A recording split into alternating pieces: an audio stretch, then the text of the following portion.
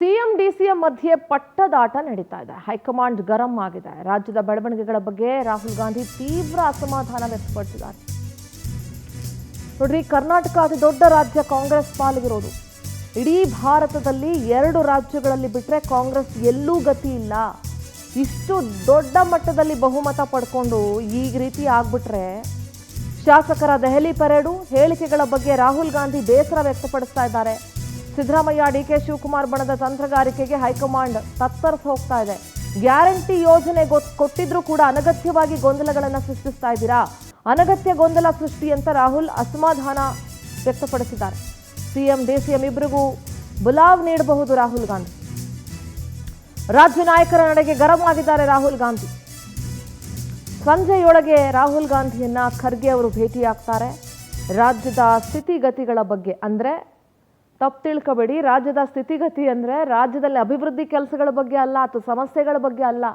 ರಾಜ್ಯದಲ್ಲಿ ಇವರ ಸರ್ಕಾರದ ಮತ್ತು ಇವರ ಪಕ್ಷದ ಸಮಸ್ಯೆಗಳ ಬಗ್ಗೆ ಖರ್ಗೆ ಅವರು ರಾಹುಲ್ ಗಾಂಧಿಗೆ ಒಂದಷ್ಟು ವಿಚಾರಗಳನ್ನು ತಿಳಿಸ್ತಾರೆ. ಪೊಲಿಟಿಕಲ್ ಬ್ಯೂರೋ ಹೆಡ್ ರಾಘವೇಂದ್ರ ನೇರ ಸಂಪರ್ಕದಲ್ಲಿ ಜಾಯ್ನ್ ಆಗ್ತಾ ಇದ್ದಾರೆ. ರಾಘವೇಂದ್ರ, ರಾಜ್ಯ ಕಾಂಗ್ರೆಸ್ಸಿಗರ ನಡೆಗೆ ಅಥವಾ ರಾಜ್ಯ ನಾಯಕರ ನಡೆಗೆ ರಾಹುಲ್ ಗಾಂಧಿ ಅಸಮಾಧಾನಗೊಂಡಿದ್ದಾರೆ. ಯಾಕೆಂದ್ರೆ ಬಹುಮತ ಸಿಕ್ಕಿದ್ರು, ಗ್ಯಾರಂಟಿಗಳು ಕೊಟ್ಟಿದ್ರು, ಅದನ್ನ ಸರಿಯಾಗಿ ನಡೆಸ್ಕೊಂಡು ಇವ್ರು ಹೋಗ್ತಾ ಇಲ್ಲ, ಇನ್ನೇನು ಹಾಳು ಮಾಡ್ಬಿಡ್ತಾರೋ ಅಂತ ಹೈಕಮಾಂಡ್ಗೂ ಕೂಡ ಟೆನ್ಷನ್ ಆಗಿದೆ. ರಾಘವೇಂದ್ರ,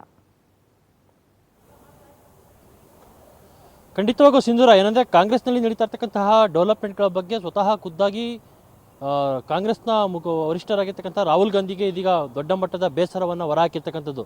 ಕೆಲವೊಂದಿಷ್ಟು ಆಪ್ತ ನಾಯಕರ ಜೊತೆ ರಾಹುಲ್ ಗಾಂಧಿ ಅವರು ಕರ್ನಾಟಕದ ರಾಜಕೀಯ ಬೆಳವಣಿಗೆ ಬಗ್ಗೆ ಸಾಕಷ್ಟು ಅಸಮಾಧಾನವನ್ನು ಹೊರಹಾಕಿದ್ದಾರೆ. 136 ಸೀಟ್ಗಳ ಭರ್ಜರಿ ಸೀಟ್ಗಳನ್ನು ತೆಗೆದುಕೊಂಡು ಅಧಿಕಾರಕ್ಕೆ ಬಂದು ಸಹ ನೆಮ್ಮದಿಯಾಗಿ ಸರ್ಕಾರವನ್ನು ನಡೆಸೋದಕ್ಕೆ ಆಗ್ತಾ ಇಲ್ಲ. ಏನು ಕರ್ನಾಟಕದಲ್ಲಿ ಏನು ಬಿಹಾರ ಚುನಾವಣೆ ಆದ ಬಳಿಕ ಎದ್ದಿರ್ತಕ್ಕಂತಹ ಒಂದು ರಾಜಕೀಯ ಸಂಘರ್ಷ ಏನಿದೆ, ಆ ಸಂಘರ್ಷಕ್ಕೆ ಸಂಬಂಧಪಟ್ಟಂತೆ ರಾಹುಲ್ ಗಾಂಧಿ ಫುಲ್ ಗರಂ ಆಗಿರ್ತಕ್ಕಂಥದ್ದು. ಈ ನಿಟ್ಟಿನಲ್ಲಿ ಏನೋ AICC ಅಧ್ಯಕ್ಷರಾಗಿರ್ತಕ್ಕಂಥ ಮಲ್ಲಿಕಾರ್ಜುನ್ ಖರ್ಗೆ ಅವ್ರಿಗೂ ಸಹ ಬುಲಾವನ್ನು ಕೊಡಲಾಗಿದೆ. ಜೊತೆಗೆ ವೇಣುಗೋಪಾಲ್ ಹಾಗೆ ಸುರ್ಜೇವಾಲಾ ಅವರನ್ನು ಸಹ ಕರೆಸ್ಕೊಂಡು ರಾಹುಲ್ ಗಾಂಧಿ ಅವರು ಮಾತುಕತೆಯನ್ನು ನಡೆಸಿದ್ದಾರೆ ಅಂತಲೂ ಸಹ ಹೇಳಲಾಗೈತೆ. ಹೀಗಾಗಿ ಇವತ್ತು ಇಲ್ಲ ನಾಳೆ ಒಳಗಾಗಿ DK ಶಿವಕುಮಾರ್ ಮತ್ತು ಸಿದ್ದರಾಮಯ್ಯನವರನ್ನು ದೆಹಲಿಗೆ ಕರೆಸ್ಕೊಂಡು ಒಂದು ಇತ್ಯರ್ಥ ಮಾಡುವ ಸಾಧ್ಯತೆಗಳು ದಟ್ಟವಾಗಿದೆ ಅಂತಲೂ ಸಹ ಹೇಳಲಾಗೈತೆ. ಈಗಾಗಲೇ DK ಶಿವಕುಮಾರ್ ಅವರು ಸಹ ನಾಳೆ ದೆಹಲಿಗೆ ತೆರಳುತ್ತಾರೆ ಅಂತಲೂ ಸಹ ಕೆಲವೊಂದಿಷ್ಟು ಕಾಂಗ್ರೆಸ್ನ ಆಪ್ತ ಮೂಲಗಳು ಸ್ಪಷ್ಟಪಡಿಸಿರ್ತಕ್ಕಂಥದ್ದು.